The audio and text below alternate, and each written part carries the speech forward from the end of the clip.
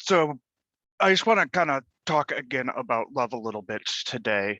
Before you freak out, we're not going to fully go into what I've already had you read, but we kind of talk about these things, and I want to think about media representations of love. Um, I want you to think about what movies, what music do you hear in your head when you think about like the responsiveness theory right here of like, oh, I see this person, I'm instantly attracted to them. I feel like I'm in love with them, even though I don't know them, even though I haven't figured out who they are. I just see them, they elicit a strong feeling. Is that love or is that lust? Is that something that we can nurture and sustain? Um, just thinking about kind of the romantic comedies through, especially since the late 80s, um, that hit on kind of this idea of seeing the pretty girl and then realizing that she's a terrible person.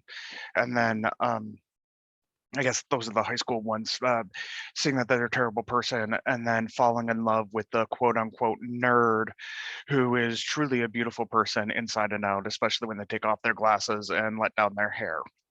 Kind of that sort of trope, right? That it's not the person that you just kind of see is the one that you love. And a lot of romantic comedies, a lot of music that deal with love are more or less talking about lust, right? That just immediate overwhelming feeling. Um, you do start to see in kind of romantic comedies this moving of the relational account of love, and that love emerges from time spent together. Um, in a way, almost every single Hallmark Christmas movie operates a little bit with this. Um, it's kind of this historical idea that I have known you since childhood, right? So like if you're not familiar, and I hope you're not, but if you are, that's fine. Just personal taste. The Hallmark Christmas movie is usually um, someone moves out of their small town for some high paying business reason, and they're back in their small hometown for the sake of uh, Christmas with family or some other kind of trope. And they have to then run an errand. They meet their high school, middle school, whatever crush, sweetheart, and rekindle that friendship. And as they rekindle that friendship, then they realize that they love each other because they're valuing that kind of person instead of the, I guess, immediate reaction. Um, a lot of times you have that kind of immediate reaction being played off of, um, where the person came into the movie with a person who, to the story of the movie with a person who they were attracted to physically, but not attached to relationally, in a deep historical manner. And then meet someone, rekindle that relationship. But oftentimes that relationship then, especially 90s, early 2000s, is thrown way off, right? I'm sure you always have this feeling watching some of the classic 90s, early 2000s rom-coms of like, why don't you just have a conversation with them and then this whole movie is done, right? So you have the trope of like the boyfriend's sister comes in to crash for the night. Um, the boyfriend doesn't tell the girlfriend that this is going to happen. Um, Boyfriend gets up early, goes to work. Girlfriend comes over, finds the sister in the bed of the boyfriend, freaks out, breaks up, storms out, and doesn't have a conversation with anyone. Instead of the kind of rational, oh, you're so and so's sister. Nice to meet you. I'm their girlfriend, right? They freak out, they disbelieve everything, they question everything. And you wonder, did you have any sort of relationship before this moment, right? How trusting, how deep of a relationship could you have had?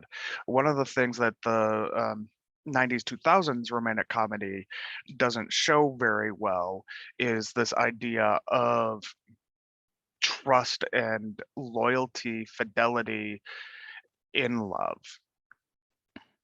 where any sort of pseudo compromising situation is seen as a problem. Um, because you have that trust, you have that understanding of this is this person and this is what they're going to do.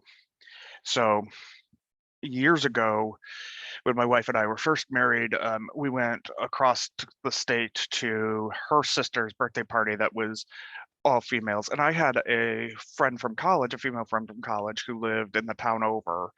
So I dropped my wife off and I went out for dinner and dessert with my friend who I hadn't seen in years.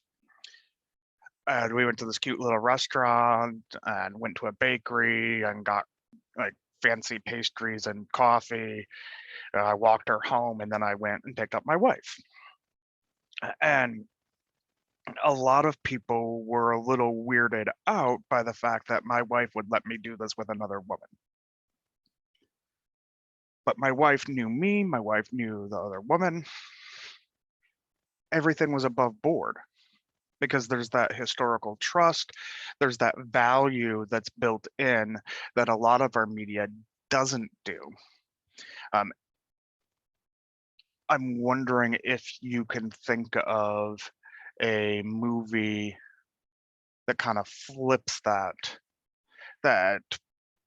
counters these tropes, that when the girlfriend walks into a room and the boyfriend is hugging another woman, the girlfriend doesn't get jealous, doesn't storm out. Maybe even it's a satire and says something like, oh, do you think that I'd be so shallow to think that you were having an affair, ha ha ha, that sort of thing. Obviously not a screenwriter, don't crucify me for that. We often don't have this understanding, but we try to get towards in our culture sometimes this, like, I love you because you are you. I value you because of everything that you are and will become and could become. There's not often this desire, this push for the person to flourish. Oftentimes in especially sitcoms, marriages, love is displayed as adversarial. You have, right, like your classic Married with Children that kind of really runs with this, but you also have like the honeymooners where the man is always threatening to knock his wife, punch his wife straight to the moon, which we should have problems with, right? Like, that's softened, and you can see it in the honeymooners in jest, but you just it's difficult not to see it through our lens. You also have like holding the woman back in a lot of movies and a lot of sitcoms of being the domestic and not being able to go out, not being able to explore, not being able to flourish. You have in a lot of movies and TV this idea that one is supposed to completely not be themselves for the person to love them. But you see this kind of in teen movies, this reversing of this trope, that now that I've let down my guard, now that I've shown you who I truly am, you see that I am a better person. So we do have sometimes this idea that love is to flourish and to want the flourishing of the other person. I think it's difficult in our media, or our media has a difficult time of showing this and showing that full, complete love, like I had you watch the other day with Jamie Smith, is an action, a habit, something that we have to repeat and repeat and repeat. Um, we can't say that we love someone if we don't spend time demonstrating that to them. And we have these ideas that are shown in our media that we don't need to spend time with our significant other. In fact, spending time with our significant other is a problem, right? I wonder, especially how our culture has shifted, I wonder how the people in Cheers on the TV show ever nurtured a marriage. And you realize that they can't, because they are at the neighborhood bar every day after work until close. That's their life. They work, go to the bar. And this is kind of an expectation, kind of has changed a little bit. Work, go to the gym, right? You have these like movements where the relationship is to take second place or to be just there, where we don't have this idea of love and making the relationship a habit where we do things for each other out of the desire for each other to flourish, to become the best that they can be. So I just want us to think about how our media represents love, how the rom-com often shows either love as lust. I like you because you're pretty, you're attractive to me. I don't care about anything else. Um, or I love you because you have money.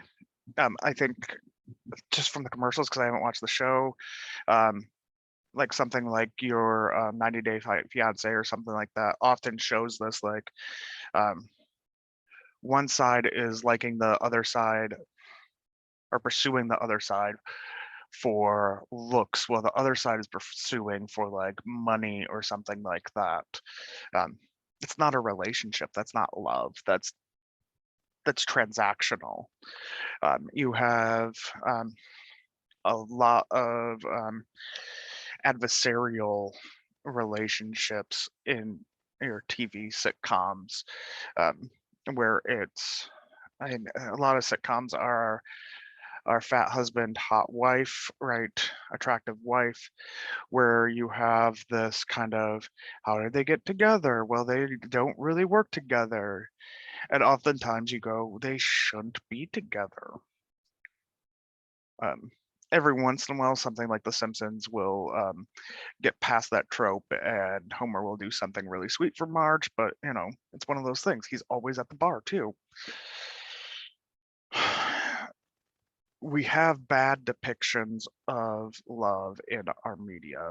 And when you think about what's the best depiction of love in media that you have seen, or what song conjures up love, what painting, what dance? Let's think about love this week.